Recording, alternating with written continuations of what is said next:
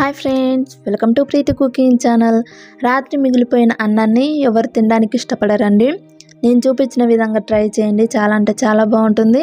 ఎంతో ఇష్టంగా కూడా తింటారండి. వాటికి కావాల్సిన పదార్థాలు: ఒక కప్పు రైస్, ఒక స్పూన్ తాలింపు గింజలు, ఒక రెమ్మ కరివేపాకు, గుప్పెడన్ని పల్లీలు, ఒక స్పూన్ జీలకర్ర, ఒక స్పూన్ పసుపు, రుచికి సరిపడా ఉప్పు, 3 పచ్చిమిర్చిని మధ్యలోకి ఇలాగా కట్ చేసుకోవాలండి.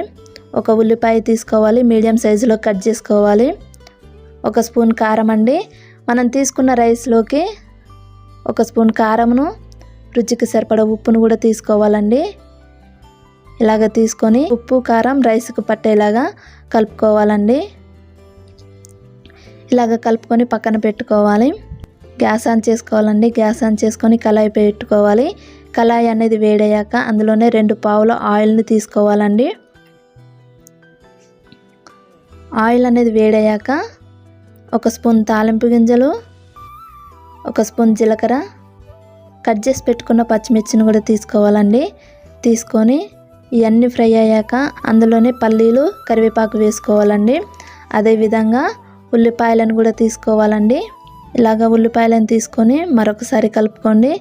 ఇలాగ అన్నీ ఫ్రై అయ్యాక అందులోనే ఒక స్పూన్ పసుపుని కూడా తీసుకోవాలండి. పసుపుని తీసుకొని మరొకసారి కలుపుకోవాలి. కలిపి పక్కన పెట్టుకున్న రైస్ని తీసుకోవాలండి. తీసుకొని తాలింపులో వేసుకోవాలి. రైస్కి తాలింపు అంతా పట్టేలా కలుపుకున్న తర్వాతకి కట్ చేసి పెట్టుకున్న కొత్తిమీరను కూడా యాడ్ చేసుకోవాలండి. యాడ్ చేసుకొని మరొకసారి కలుపుకోవాలి. ఇలా కలుపుకున్న తర్వాతకి సర్వింగ్ బౌల్ తీసుకొని సర్వ్ చేసుకుంటే ఎంతో రుచికరమైన కారం అన్నం అనేది రెడీ అయిపోయిందండి. ఈ రైస్ బ్యాచిలర్స్ కూడా చాలా ఇష్టంగా తింటారండి.